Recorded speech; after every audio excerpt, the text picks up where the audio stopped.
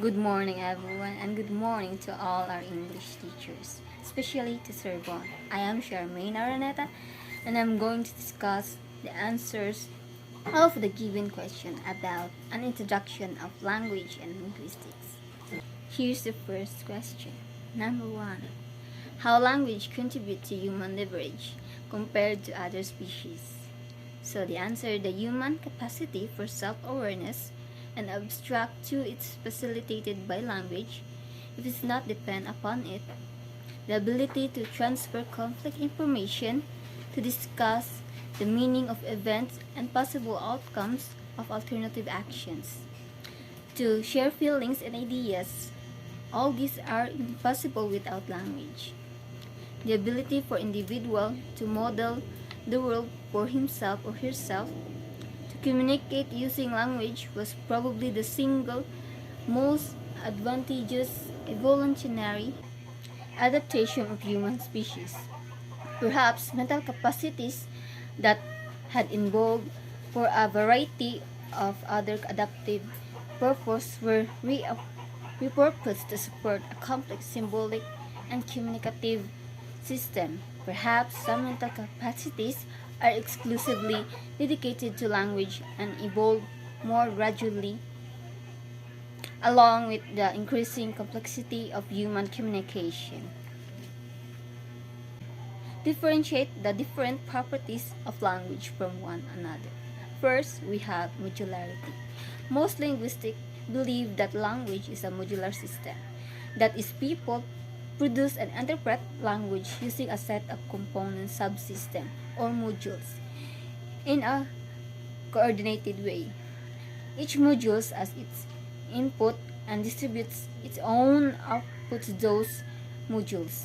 Neurologistic study shows that different regions of the brain are associated with different aspects of language into modules have been to linguistic analysis greatly.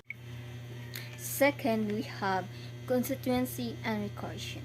All language are organized into constituents, allowing more complex units into structures where simpler ones are also possible. So, we can say in English, she sat down. The smart woman sat down. The tall, dark-haired, smart woman with the bright red sweater and pearl necklace sat down. Being composed of constituents gives language a balance of structure and flexibility. Constituents can be replaced by other constituents, but you can't replace a constituent with a series of words that is not a constituent.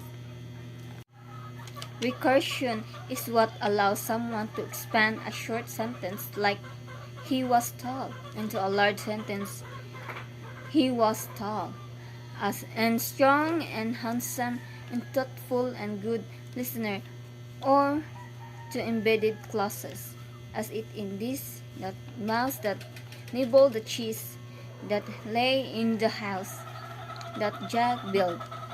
The recursiveness of language has profound implication.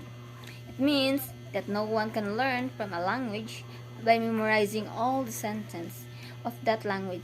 So, there must be some other explanation for how human beings are able to learn them.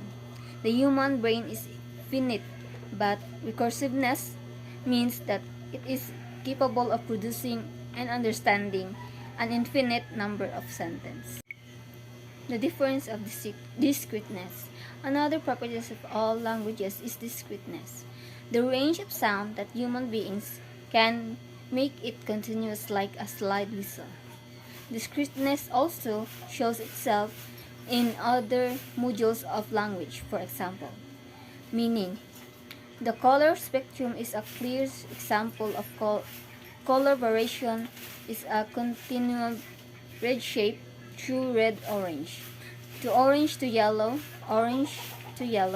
and so on through the spectrum. So the difference of productivity. Another key feature of language is productivity.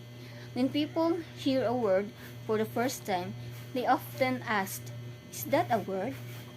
If they ask a linguist, the answer is likely to be, "It is now."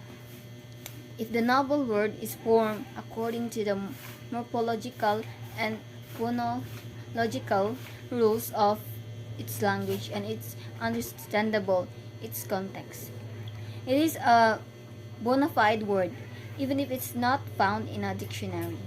The productivity of language comes from more than just the ability of speakers to coin new words.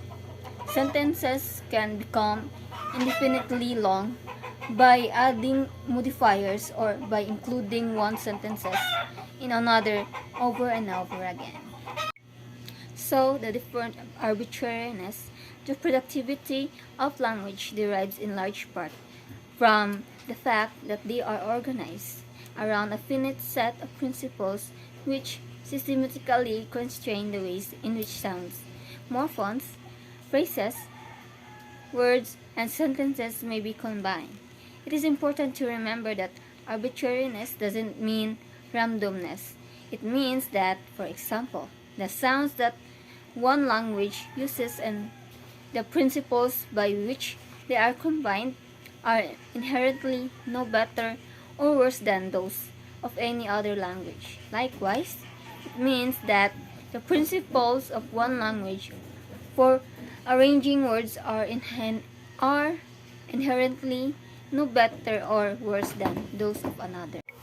The difference of reliance and context is a crucial property of language, not just in figuring out the meaning of words like one and one, but in interpreting the meaning of entire utterance.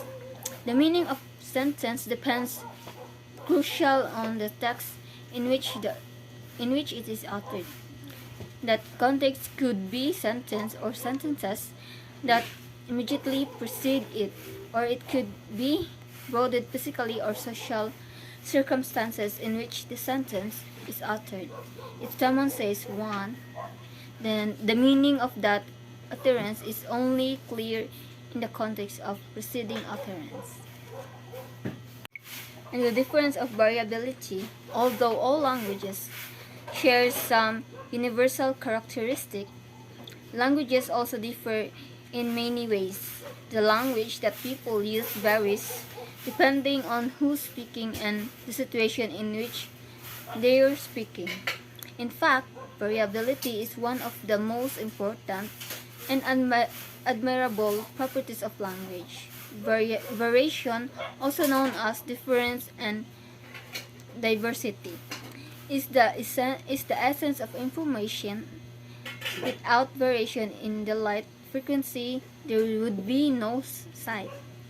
Without variation in sound frequency, there would be no language and no music.